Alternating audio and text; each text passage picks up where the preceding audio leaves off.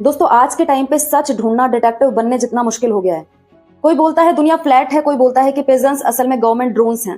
कहीं व्हाट्सएप पर viral message आता है कि एक नया प्लैनेट डिस्कवर हो गया है, तो कहीं लोग एक ट्वीट पढ़कर हिस्ट्री तक बदल देते हैं।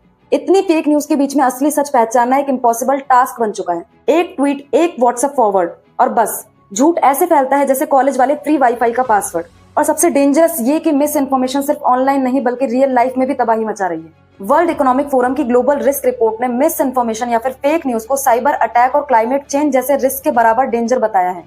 क्यों? क्योंकि ये सिर्फ मिसलीड नहीं करती बल्कि सोचने का तरीका बदलकर लोगों को एक दूसरे के खिलाफ खड़ा कर देती है। ये दंगे भड़का सकती है, नेशनल सिक्योरिटी को वीकन कर सकती है और देश की स्टेबिलिटी को हिला सकती है। फेक न्यूज इकोनॉमिक्स को कोलैप्स करवा सकती है, बिजनेसेस को बर्बाद कर सकती है और सोसाइटीज में ट्रस्ट को खत्म कर सकती है। और इसलिए आज ये डेमोक्रेसी और गवर्नेंस के लिए एक बड़ा खतरा बनती जा रही है। Hello everyone, this is Charu Gupta और आज के सेशन में हम जानेंगे आज की चमकती हुई डिजिटल दुनिया के एक डार्क साइड के बारे में। एक ऐसी डिजिटल दुनिया जिसमें सच और झूठ का फर्क दिन ब दिन कम होता जा रहा है। कैसे यहाँ एक छोटी सी गलत जानकारी वायरल होकर राइट्स, वायलेंस और पैनिक तक पहुंचा सकती है।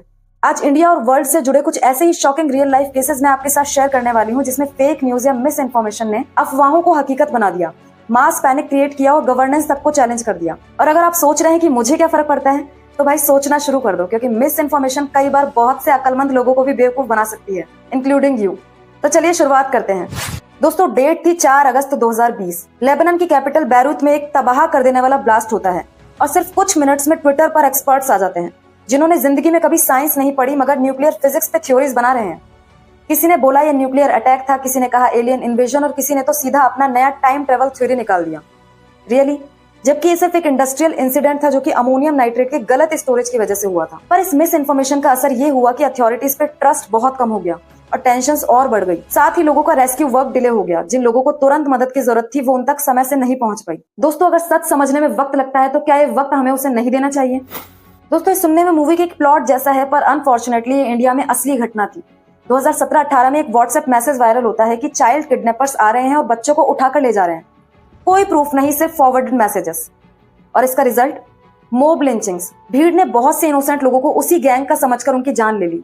और ये सब हुआ सिर्फ एक फेक व्हाट्सएप फॉरवर्ड की वजह से। बिना सोचे समझे लोगों ने एक मैसेज को फॉरवर्ड कर दिया और वो भी बिना वेरीफाई किए। याद रखना, अगर एक मैसेज फॉरवर्डेड मैनी टाइम्स दिखा रहा है तो कंफर्म फेक हो सकता है।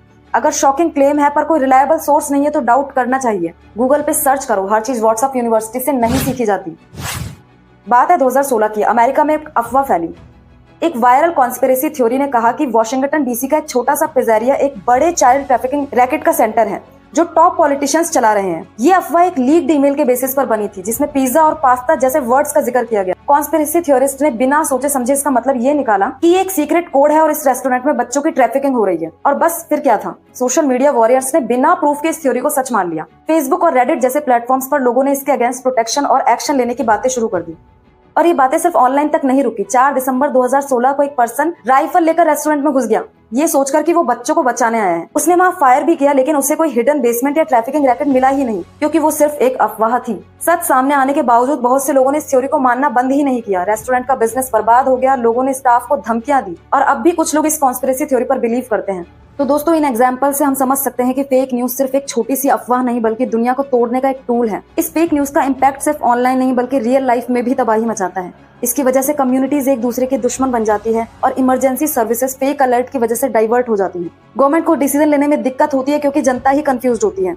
सिर्फ एक फेक न्यूज की वजह से मूव लिंचिंग, रायट्स और अटैक जैसी घटनाएं देखने को मिलती हैं। एक्चुअल इंसिडेंट को टैकल करने से पहले गवर्नमेंट को फेक न्यूज को रोकने के लिए काम करना पड़ता है। तो सोच लो, एक फेक न्यूज इतना नुकसान कर सकती है तो सच का पता लगाना कितना जरूरी है। लेकिन अब इसका सोल्यूशन क्या है? भाई सोच समझ के शेयर करो, क्योंकि हर फॉरवर्डेड मैसेज सच नहीं होता। कुछ ऐसे तरीके हैं जो मिस इन्फॉर्मेशन को डील करने में हेल्प कर सकते हैं। जैसे स्कूल्स और कॉलेजेस को स्टूडेंट्स को मीडिया लिटरेसी सिखानी चाहिए, क्योंकि आज के टाइम पे यूथ ही फेक न्यूज का शिकार ज्यादा हो रहा है। दूसरा, क्रेडिबल जर्नलिज्म और ट्रस्टेड फैक्ट चेकिंग वेबसाइट्स का ही यूज करें, क्योंकि आज के टाइम के न्यूज चैनल्स और फेक व्हाट्सएप यूनिवर्सिटी के बारे में तो आप जान ही चुके हैं। तीसरा है responsible tag platforms. Social media platforms को भी मिस इन्फॉर्मेशन को रोकने के लिए और स्ट्रिक्ट होना पड़ेगा। और एट लास्ट, हर शॉकिंग चीज शेयर करने से पहले गूगल सर्च करना सीखना जरूरी है।